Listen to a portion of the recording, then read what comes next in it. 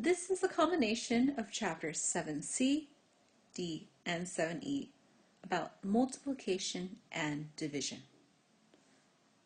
In this chapter, or chapters, we will learn different ways to multiply and different ways to divide. So you all should already know how to multiply and how to divide. However, I'm going to introduce you to different ways of doing multiplication and division that maybe you might like instead. Maybe because the method you're using right now is too long, maybe it's not visual. So this chapter is about giving you a new way of thinking. And if you don't like the new ways, it's okay. You don't have to use them. But I would like you to try. So skill number 1 is about multiplication, and I'm going to show you 3 different ways: the standard, using a lattice, and partitioning. So let's take A as an example. So the standard way of multiplying is we would write the 29 stacked on top of the 17, and we would multiply 9 times 7 to get 63. You carry the 6. 2 times 7 is 14, plus 6 is 20. And then we have to do 1 times 9 diagonally this way. So that means we usually put a 0 here or an X as a placeholder. Then we do 1 times 9 to make 9, and 2 times 1 to make 2. And then you add straight down, and you end up with 493. So this is the standard approach. Here's another way to do it. The lattice is basically a grid. So I have 2 numbers in the number 29 and 2 numbers in the number 17. So I'm going to draw a box where I can fit 2 numbers on the top, 29, and 2 numbers on the side, 17. Now I'm going to cut each box in half to make triangles. And then I'm going to multiply. So in the first box, I have to multiply 9 times 1. 9 times 1 makes 9. So I'm going to write down 9, and since there's 2 places to write a number, I'm going to put a 0 in the top box because that represents the tens place. Now 9 times 7 is 63. 63. Then in this box right here, I have to do 2 times 1, which is 2. So I'm going to write 0 and 2. And then 2 times 7, which makes 14. So 1 and 4. Now the last step, you just add diagonally. So 3 plus nothing makes 3. Then 9 plus 6 plus 4, that makes 19. You have to carry the 1 to add to the next column. So 1 plus 2 plus 1 is 4. And 0 plus nothing is 0. So the answer is 493, just as we discovered in the previous problem. So this is called a lattice. So you always have to draw boxes. So if I had a 3-digit number, such as 123 times 67 or 69, I would draw a rectangular box for 3 numbers at the top, 1, 2, 3, 2 numbers sideways, 69, and cut all the boxes diagonally to create triangles. Oops, there we go. And do the same thing. The last method is the partitioning method, meaning you break it apart. So either you choose to break apart 29 or 17. In my situation, I'm going to break apart 29. 29 is basically 20 and 9. So I will break them apart into hundreds, tens, and ones. Then I will simply just choose to do 20 times 17 and 9 times 17. So 17 times 20, I can just do 17 times 2, which makes 34, and add the 0 at the very end. And then 9 times 17, which makes 153. And then I will add the two numbers together, 3, 9, and 4, And there you go. You also have 493. So that is called the partitioning method because you break the numbers apart. And you only break one number apart, not two numbers, just one number. And it doesn't matter which one, you just make it easier. So if I had the number 245 times 15, I would do 200 times 15, 40 times 15, and 5 times 15. And then whatever my answers came out to be for all those three spots, I would add it all together to get my final answer. So that's another way to do it. So at this time, I want you to pause and try a new method for questions B and C. So for B, you should have an answer of 364 using any of the techniques that you use. And because it's a word problem, how many chocolates does he have in total? He has 364 chocolates. So it's very important to write down the units to solve of what the problem is about. Because 364 can mean anything. I want you to tell me that it's about chocolates. And then in the second problem, you should have 13,312. And it's asking about the total memory space. So, and it's in megabytes. So you should have 13,312 megabytes on all 23 memory sticks.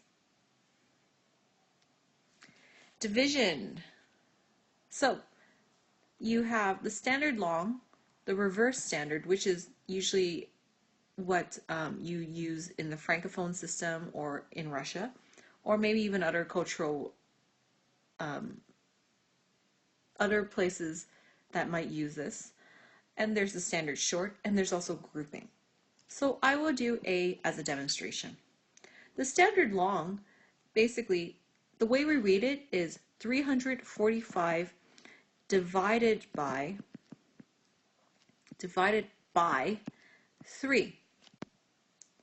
That's how you actually read this and say it correctly.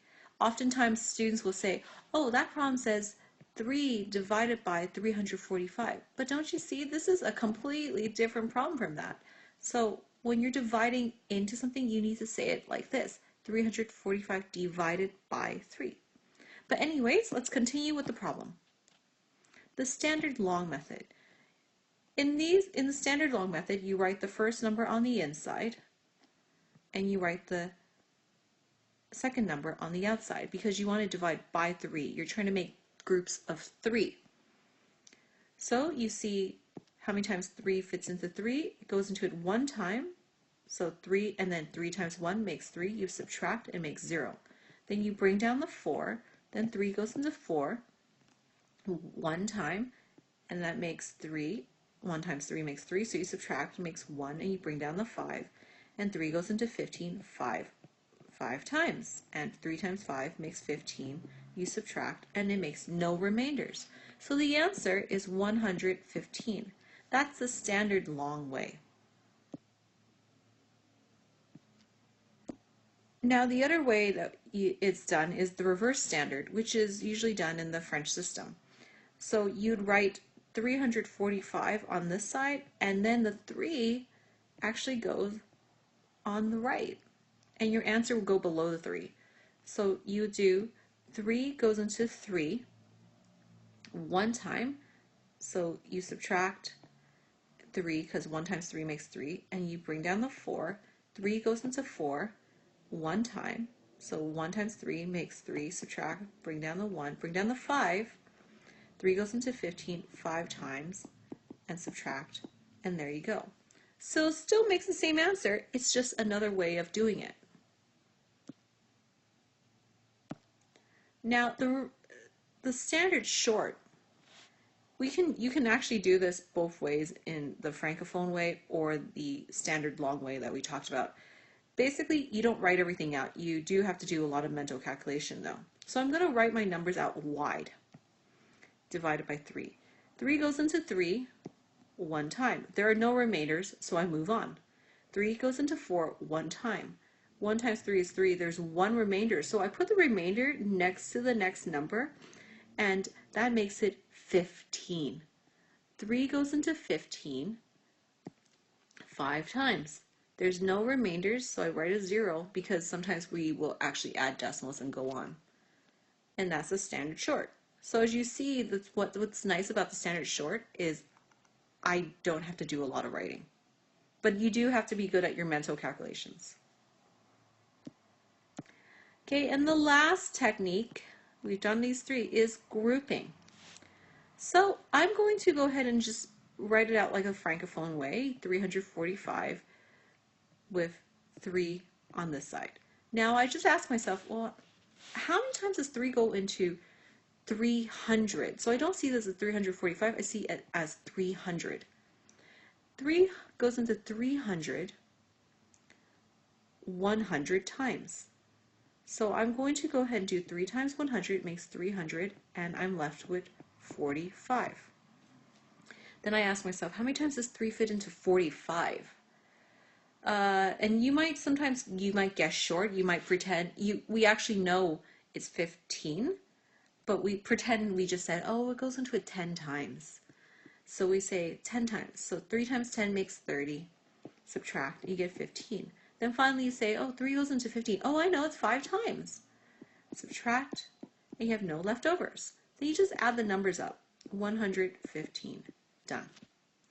So that's another way of doing division through grouping. And you basically guess. If you guess short, it's okay. It doesn't hurt you.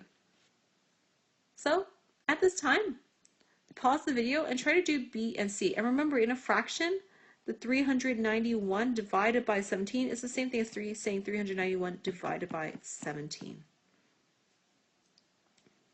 And pause. Okay, so I'm going to use short division, 391 and 17. So 17 goes into 39 2 times. So I know 2 times 17 gives me 34. So therefore, I have 5 remainders. Then 17 into 51 is 3, and 17 times 3 makes perfect 51, so I have 0 remainders. So the answer is 23. And then I'm going to use grouping to do 96 divided by 8. So 96 divided by 8. I know it goes into it at least 10 times. So 8 times 10 makes 80. I subtract, I have 16. Oh, I know 8 goes into 16 2 times perfectly. So I subtract 16, I have no remainders.